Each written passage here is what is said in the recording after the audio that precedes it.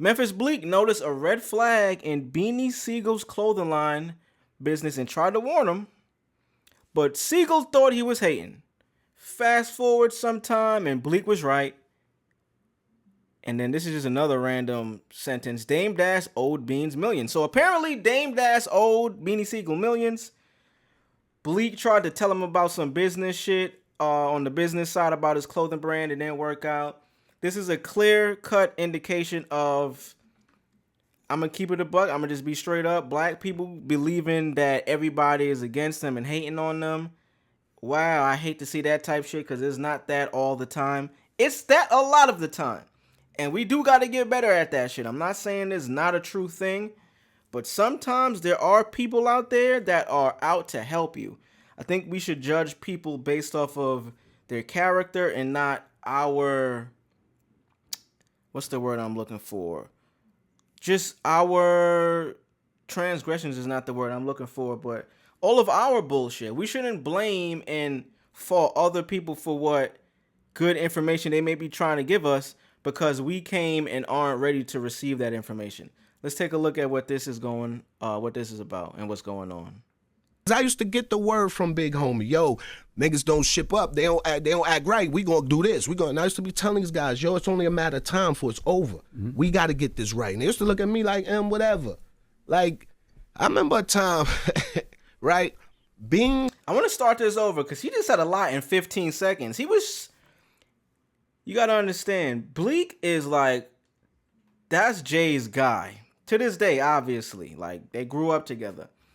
In this quick sentence, he said, yo, he was trying to tell, and he said the guy, I'm pretty sure he's talking about Roc-A-Fella, State Property, Beanie Sigel, Freeway, Petey Crack, all the guys, probably even fucking Cam and them niggas. He's like, yo, this shit ain't gonna last forever, bro. We gotta figure out ways to pivot, or you niggas gotta figure out ways to pivot. I'm good. Hov done said this shit in songs. But, you know, when you live in a fast lifestyle, you getting fast money, especially when you at the top of the game with the rapper that's at the top of the game. It's probably hard to understand that. But I could also see it's coming from the guy that's damn near the right-hand man to the boss. You should have probably paid attention to what he had to say. I used to get the word from Big Homie, yo. I used to get the word from Big Homie. Look, facts. I don't know if he actually told him that. Yo, this is coming down the line from Big Homie. Listen up. I used to get the word from Big Homie, yo, niggas don't ship up, they don't act right, we gonna do this. And I used to be telling these guys, yo, it's only a matter of time before it's over. We gotta get this right. And they used to look at me like, whatever. Like, I remember a time, right, Beans had his clothing line, State Property. We used to get clothes, boxes of State Property, so I'd look in State Property and say, manufactured by Roc-A-Fella. So I'm telling him as a brother, yo, bro, check your contracts and all that, make sure everything right.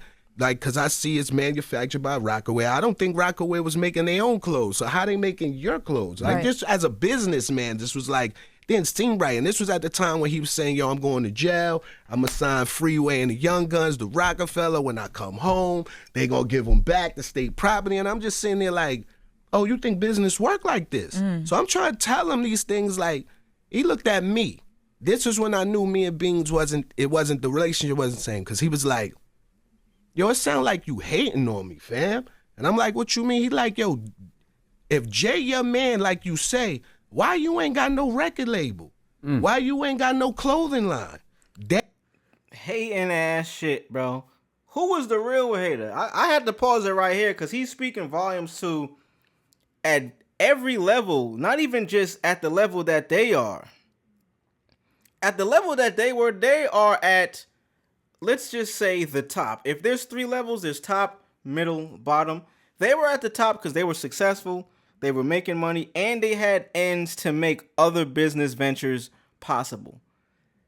That last sentence, let's go back. It sounded like Beans thought Bleek was hating because Bleek tried to approach him and give him some real game, but it sounds like, from what Bleek is saying, that Sigel was still stuck on a lower level, level 1, when financially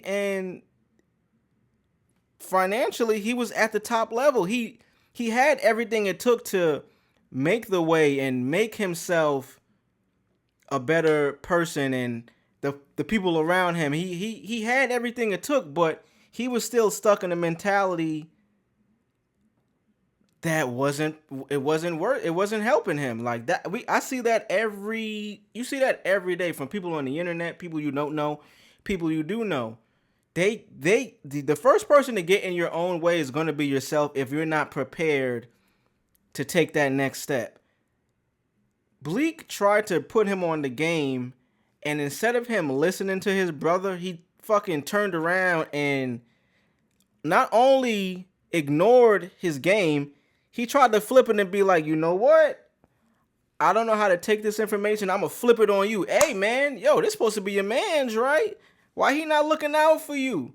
Yo, why you ain't got this? It's like, yo, bro, why you trying to turn me against the homie that's helping all of us out after I just tried to put you on some game that's going to really only help you out? I probably don't get anything from this.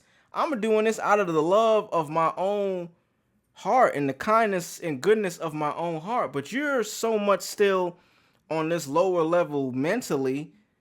And I don't even think this is a business thing. This happens when business not even involved. It could be, hey, yo, I'm about to go get these Jordans. I got the plug. You cop the Jordans. Your homie asks you where you got them from. You tell him. Or you might not tell him. And then another nigga steps in the party, third party, like, yo, how come your homie ain't going to tell you where he got them J's from? This supposed to be your man's, right? It's like, yo, why you trying to flip the guy that is helping all of us against me? Or flip me against him? What sense does that make?